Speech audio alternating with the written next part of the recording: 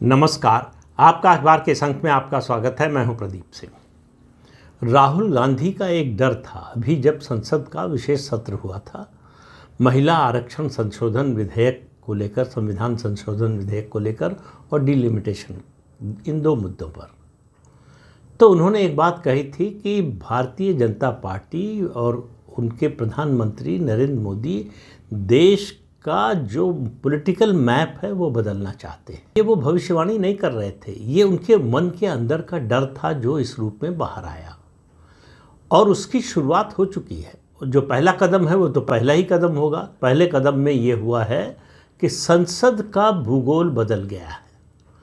आप अभी जब देखेंगे संसद का सत्र, जो मानसून सत्र शुरू होगा, तो उसमें जो दृश्य आपको दिखाई देगा वो आपको न 2024 में दिखाई दिया होगा, न पिछले बजट सत्र में, और न ही जो विशेष सत्र हुआ था उसमें। सत्ता पक्ष की ओर यानी एनडीए की ओर बैठने वालों की संख्या एकदम से बढ़ गई है और बढ़ती जा रही है। दूसरी ओर विपक्ष की ओर उस खेमे में बैठने वालों की संख्या घटती जा रही है। तो संख्या घटती बढ़ती रहती है, चुनाव से भी, बिना चुनाव के भी। वो मैं कोई बड़ी बात नहीं मानता। बड़ी बात क्या हुई है? बड़ी बात हुई है वो है मॉरल की, आत्मबल की। सत्तारूढ़ गठबंधन का और सत्तारूढ़ पार्टी का मनोबल बढ़ता जा रहा है दिन पर दिन। सीटों की संख्या लोकसभा चुनाव में कम हो गई, लेकिन उसका मनोबल 2014 में 283 पर और 2019 में 303 पर जो था उससे ज़्यादा है आज। दूसरी ओर विपक्ष का, आप समझिए कि विपक्ष और भारतीय जनता पार्टी के बीच में सीटों का अंतर कितना है।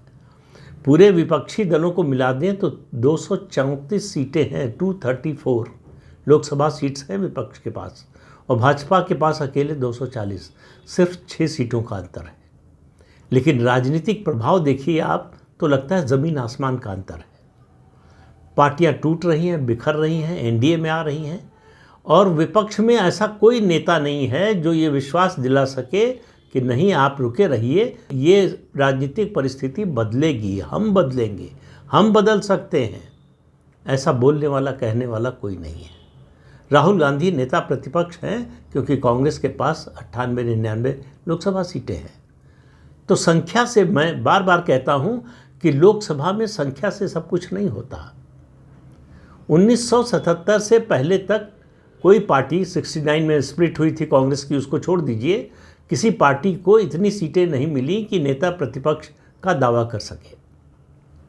मैक्सिमम जो सीट मिली लोकसभा की विपक्षी दलों में, वो स्वतंत्र पार्टी को 44 सीटें मिली थी 1967 में। उसके बाद 1977 में कांग्रेस पार्टी सबसे बड़ी विपक्षी दल बनी, लगभग 155 सीटें थी। फिर उसके बाद जो सिलसिला शुरू हुआ वो हुआ 1989 से। 1989 में भारतीय जनता पार्टी की 84 में जो 2 सीटें थी बढ़कर 85 हो गई, तो उसको नेता प्रतिपक्ष का दर्जा मिल गया उसकी पार्टी के नेता को। और फिर 91 में और सीटें बढ़ गई, फिर 96 में और बढ़ गई, और 98 में तो सत्ता में ही आ गए। हालांकि 96 में भी 13 दिन की सरकार बनी थी, लेकिन 98 में गठबंधन पूरी तरह से पूर्ण बहुमत साबित कर सका सदन में। 1 वोट से सरकार गिर गई 99 में, फिर भी जो है 99 में जो चुनाव हुआ उसमें फिर से लौटकर आ गई भाजपा उसके गठबंधन के साथी, और 2004 तक रहे। उसके बाद से 85 से जो शुरू हुई भारतीय जनता पार्टी 89 में, उसके बाद 91 में 100 पार किया, 120 या 121 सीटें मिली थी 91 में। तब से लगातार 100 के नीचे भाजपा कभी नहीं आई, और पिछले 3 लोकसभा चुनाव से लगातार जो पार्टी प्रचंड बहुमत हासिल कर चुकी, रिकॉर्ड बना चुकी है लोकसभा सीट के जीतने का, 415 सीटें 1984 में, वो पिछले 3 लोकसभा चुनाव से लगातार ये हो रहा है कि वो 100 के आंकड़े को पार नहीं कर पा रही है। और अब विपक्ष में जो 2024 का लोकसभा चुनाव हुआ था, जो उसकी ताकत थी 2024 में, 2026 2 साल में वो घटकर कहाँ पहुँच गई है। ये मानसून सत्र शुरू होगा, और जब इन संविधान संशोधन विधेयकों पर चर्चा के बाद मतदान होगा तो आपको पता चल जाएगा। तो जो पार्टी चुनाव में जिसको सेटबैक लगा लोकसभा चुनाव में, वो बढ़ रही है। जिस पार्टी को फ़ायदा मिला वो घट रही है, वो से मतलब कांग्रेस नहीं घट रही है, लोकसभा में कम से कम नहीं घट रही है, लेकिन उसके सहयोगी दलों के सांसदों की संख्या लगातार घट रही है। सांसदों की संख्या ही नहीं घट रही है, उसके सहयोगी दलों की भी संख्या घट रही है। सहयोगी दल जो है वो कांग्रेस पार्टी की छतरी से बाहर निकल रहे हैं। क्यों निकल रहे हैं? उनको ये पूरा विश्वास हो गया है कि कुछ भी हो जाए, राहुल गांधी और कांग्रेस पार्टी विपक्ष को सत्ता में नहीं ला सकते। प्रधानमंत्री नरेंद्र मोदी और भारतीय जनता पार्टी की सरकार को केंद्र में सत्ता से नहीं हटा सकते। विपक्ष को जो भी जीत मिलेगी समय समय पर थोड़ी बहुत, वो जीत मिलेगी राज्यों में। केंद्र के स्तर पर विपक्ष की सरकार बनना अब एक सपना है, जैसे 50 और 60 के दशक में था कि कभी विपक्षी दलों की भी सरकार बनेगी केंद्र में। वो सपना पूरा होने में 30 साल लगे थे विपक्ष को, 1947 से 1977। 1977 में पहली बार कांग्रेस विरोधी दलों की सरकार बनी। लेकिन आज मैं बात कर रहा हूँ कि ये जो बुद्धू हैं वो लौटकर घर आने लगे हैं। संसद का मानसून सत्र किस विषय पर हुआ? 2 विषय थे सिर्फ, महिला आरक्षण संशोधन विधेयक और दूसरा डिलिमिटेशन का विधेयक। दोनों पर विपक्ष ने साथ देने से मना कर दिया। 2/3 बहुमत नहीं मिला समर्थन में विधेयकों के, विधेयक दोनों गिर गए। दोनों क्या मतलब, महिला आरक्षण संशोधन विधेयक गिरा, दूसरा विधेयक सरकार ने पेश ही नहीं किया। अब उसका ठीक हो, सरकार जो उस समय ऑफर कर रही थी उसको उस समय मानने को तैयार नहीं थे। और आपको याद होगा, इसका जिक्र जो है सभी लोग कर चुके हैं, एक बार फिर से करना ज़रूरी है कि गृह मंत्री अमित शाह ने सदन में खड़े होकर कहा था कि अगर आपको मौखिक आश्वासन पर भरोसा नहीं है तो हमें 3-4 घंटे का समय दीजिए, बिल को अमेंड करके लाते हैं, उसमें लिखा होगा कि हर राज्य की लोकसभा सीटों की संख्या 50% बढ़ेगी। लेकिन विपक्ष तैयार नहीं हुआ। आज उसी बात को विपक्ष आधार बना रहा है कि अगर 50% सीटें लोकसभा की बढ़ेंगी तो हम क्यों विरोध करेंगे। अब आप ये देखिए क्या कुदरत का खेल है कि एनसीपी, डीएमके और टीएमसी तो अब मतलब बची है कि नहीं बची है यही बताना मुश्किल है। टीएमसी के 28 में से 16 सांसद जो है वो अलग गुट बना चुके हैं, वो एनडीए का साथ दे रहे हैं तो समर्थन में है ही। उद्धव ठाकरे की पार्टी टूट गई है, उनके 9 में से 6 सांसद शिवसेना यानी एकनाथ शिंदे के साथ आ गए हैं।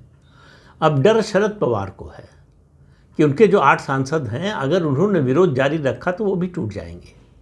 तो अब सुप्रिया सुले के बोल बदल गए। वो कह रहे हैं कि अगर महाराष्ट्र में लोकसभा की सीटें 48 से 72 हो जाती हैं तो हमें क्यों एतराज़ होगा, हम क्यों विरोध करेंगे। अरे यही तो कहा जा रहा था उस समय भी, यही ऑफर उस समय भी था। तब आप विरोध कर रही थी, तब आपकी पार्टी विरोध कर रही थी। आज आप कह रही हैं कि सवाल पूछ रही हैं, प्रतिप्रश्न पूछ रही हैं कि क्यों विरोध करेंगे, यानी समर्थन करेंगे। क्यों? क्योंकि डर है कि पार्टी टूट जाएगी। पार्टी सांसदों में ज़्यादातर इस मत के हैं कि हमको एनडीए के साथ जाना चाहिए। तो मुलाकातें हो रही हैं देवेंद्र फडणवीस से, अमित शाह से।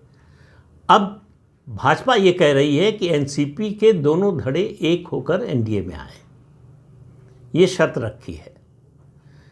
शरद पवार को इस समय एक ही बात से मतलब है कि उनकी बेटी का पॉलिटिकल रिहेबिलिटेशन हो। रिहेबिलिटेशन इसलिए कह रहा हूं कि उनकी पार्टी जिस हालत में है उसमें पार्टी का ख़त्म होना तय है। और उस पार्टी में सुप्रिया सुले, उनकी जो बेटी है, उनका कोई राजनीतिक भविष्य नहीं है। इसलिए शरद पवार की पार्टी पहले तोड़कर उनके भतीजे अजीत पवार ले गए, पार्टी का नाम ले गए, सिंबल ले गए, झंडा ले गए।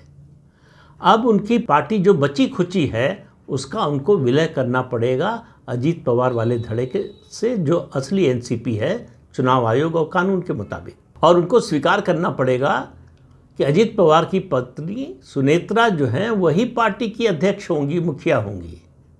शरद पवार को ऐसे दुर्दिन देखने पड़ेंगे, इसकी शायद ही किसी ने उम्मीद की होगी। लेकिन इस बात से उनकी पार्टी के लोग दुखी नहीं हैं। वो खुश हैं कि हमको पॉलिटिकल सर्वाइवल का मौका मिल रहा है। अगर एनडीए के साथ चले जाते हैं तो हमारी राजनीति आगे चलती रहेगी। तो एक एक करके आ रहे हैं। अब आप मुझे बताइए, अभी तक समाजवादी पार्टी की ओर से कोई बयान नहीं आया, लेकिन क्या अखिलेश यादव विधानसभा चुनाव के समय, हालांकि विधानसभा लोकसभा चुनाव के मुद्दे अलग अलग होते हैं, विधानसभा चुनाव में इस मुद्दे का कोई जवाब देने की हालत में होंगे कि अगर उत्तर प्रदेश की लोकसभा सीटों की संख्या 80 से बढ़कर 120 हो जाए तो वो उसका विरोध क्यों कर रहे हैं, तो वो कैसे डिलिमिटेशन का विरोध करेंगे, कौन से मुद्दे पर, किस आधार पर कि उत्तर प्रदेश की लोकसभा सीटें न बढ़ने पाएं। क्या ये पब्लिकली बोल सकते हैं अखिलेश यादव? तो अब सबसे ज़्यादा समस्या, सबसे बड़ा संकट कांग्रेस पार्टी के सामने है, जो डिलिमिटेशन का सबसे ज़्यादा विरोध कर रही थी, सबसे ज़्यादा हल्ला मचा रही थी, क्योंकि उसने 2008 के डिलिमिटेशन में जो किया उसकी वजह से अपनी सीटें बढ़ाईं 2009 के लोकसभा चुनाव में। उसको डर है कि भाजपा उससे बड़े पैमाने पर ये करने जा रही है, क्योंकि इस बार केवल सीटों की भौगोलिक सीमा नहीं बदलेगी। उस समय संख्या नहीं बढ़ी थी, केवल भौगोलिक सीमा और जो मतदाता हैं उनकी संख्या का संतुलन बिठाया गया था। इस बार तो सीटों की संख्या भी बढ़ेगी, और सीटों की संख्या, जो अभी सीटें हैं उसके अलावा महिलाओं के लिए जो 33% सीटें आरक्षित होंगी वो भी बदलेंगी।